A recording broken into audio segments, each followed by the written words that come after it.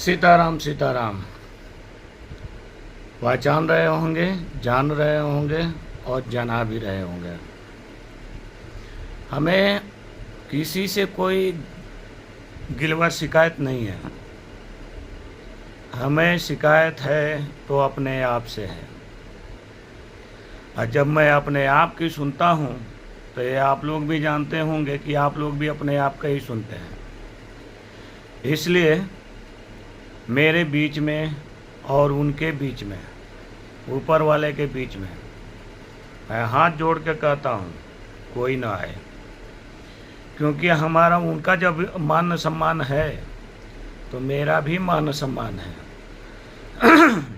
अगर उनको अंदाज़ा लगानी हो कि हम कौन हैं और वो कौन है, तो कहीं भी बुला सकते हैं। जहाँ राजस्थान में रहते हैं वहाँ पर भी, अयोध्या में रहते हैं वहाँ पर भी, अब महेश्वर नाथ में भी।